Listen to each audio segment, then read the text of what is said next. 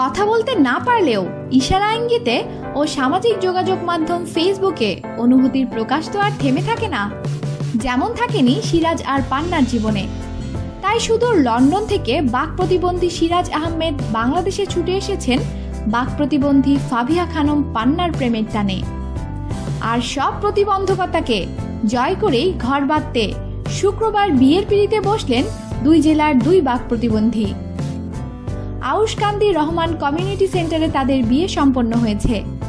৫ লাখ টাকার দেনমোহরে বিয়ের কাবিন করেন কাজী সলিম হোসেন।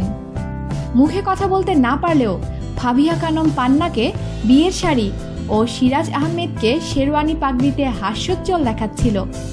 কনেপক্ষের লোকজন ও বরযাত্রী ছাড়াও উৎসুক মানুষের ভিড় ছিল এই প্রেমিক জুটির বিয়ের অনুষ্ঠানে। সিলেট ও ঢাকা থেকে বরযাত্রী হিসেবে আসেন বর সিরাজ আহমেদের 10 জন বন্ধু, সবাই বাক প্রতিবন্ধী। তাদের মধ্যে লক্ষ্য করা গেছে ব্যাপক উৎসাহ উদ্দীপনা।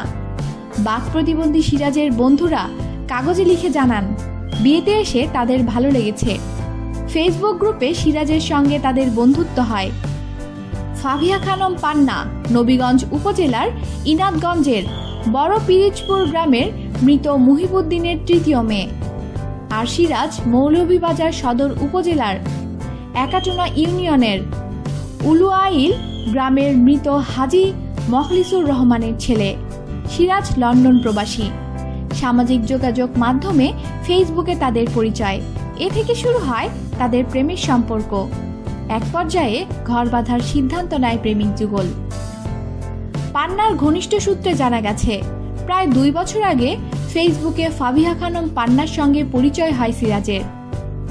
এরপর দুজনের মধ্যে বন্ধুত্ব গড়ে ওঠে। এক পর্যায়ে পরস্পরকে ভালোবেসে ফেলেন তারা। পরে তারা দুজনেই সিদ্ধান্ত নেয় বিয়ে করার। 7 দিন আগে সিরাজ লন্ডন থেকে মা ও ছোট ভাইকে নিয়ে আসেন দেশে। এসে দুই পরিবারের যৌথ উদ্যোগে বিয়ের দিন ধার্য করা হয়। শুক্রবার ঢাকা সিলেট মহাসড়কের নবীগঞ্জ উপজেলার আউশকান্দি রহমান কমিউনিটি সেন্টারে তাদের বিয়ে হয়। পরে নববধূ ফাবিহা খানম পান্নাকে নিয়ে সিরাজ তার মৌলভীবাজারের বাড়িতে যান। রকমারি নানা খবরের জন্য সাথেই থাকুন আর অবশ্যই সাবস্ক্রাইব করুন।